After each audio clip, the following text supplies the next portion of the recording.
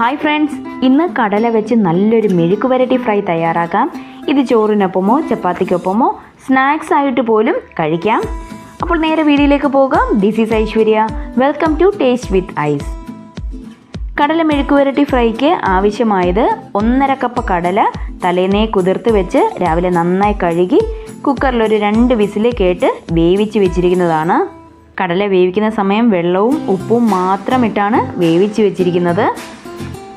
ഇനി വേണ്ടത് 1 സവോള ചെറുതായി അരിഞ്ഞത്, 3 അല്ലി വെളുത്തുള്ളി ചതച്ചത്, 1 തണ്ട് കറിവേപ്പില. ഇനി ഇത് നമുക്ക് തയ്യാറാക്കാനായി ഒരു പാൻ ചൂടാവാനായി വെക്കാം. ഇതിലേക്ക് 3 ടേബിൾ സ്പൂൺ എണ്ണ ചേർത്ത് കൊടുക്കാം. എണ്ണ നന്നായി ചൂടായി വരുമ്പോൾ 1/4 ടീസ്പൂൺ കടുക് ചേർക്കാം. കടുക് പൊട്ടി വരുന്ന സമയം 2 വറ്റൽമുളകും 3 അല്ലി വെളുത്തുള്ളി ചതച്ചതും കറിവേപ്പിലയും ചേർത്ത് ഒന്ന് നന്നായി മൂത്ത് വരണം. ഇനി ഇതിലേക്ക് അരിഞ്ഞു വെച്ചിരിക്കുന്ന സവോള കൂടി ചേർക്കാം. ഇത് നന്നായി വാടി വരുന്നത് വരെ ഇളക്കി കൊടുക്കാം.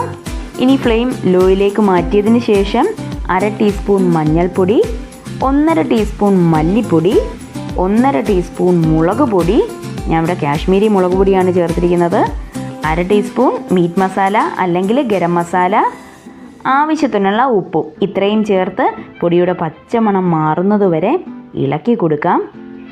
ഇനി ഇതിലേക്ക് 1/4 കപ്പ് തേങ്ങ ചിരകിയത് ഓപ്ഷനിലാണ്, വേണമെങ്കിൽ ചേർത്താൽ മതിയാകും. ഇതുകൂടി ചേർത്ത് ഒന്ന് ഇളക്കി യോജിപ്പിച്ചെടുക്കാം. ഇനി നമുക്ക് വേവിച്ച കടല കൂടി ചേർത്തിളക്കാം. കടലയിൽ മസാല നന്നായി യോജിപ്പിച്ചെടുക്കണം. നന്നായി ഇളക്കി കൂട്ടി വെച്ച് ലോ ഫ്ലെയിമിൽ ഒരു 3 മിനിറ്റ് വേവിക്കാം. ശേഷം മൂടി തുറന്ന് ഒന്നുകൂടി ഇളക്കി വീണ്ടും കൂട്ടി വെച്ച് ഒരു 2 മിനിറ്റ് കൂടി വേവിക്കാം.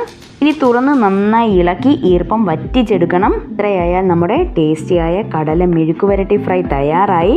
കടലക്കറിയുടെ ബാലൻസ് കടലയൊക്കെ വരുന്ന സമയം ഇങ്ങനെ ഒന്ന് ട്രൈ ചെയ്ത് നോക്കൂ. വീഡിയോ ഇഷ്ടമായാൽ ലൈക്ക് ചെയ്യൂ, ഷെയർ ചെയ്യൂ, ചാനൽ സബ്സ്ക്രൈബ് ചെയ്യാനും മറക്കരുതേ.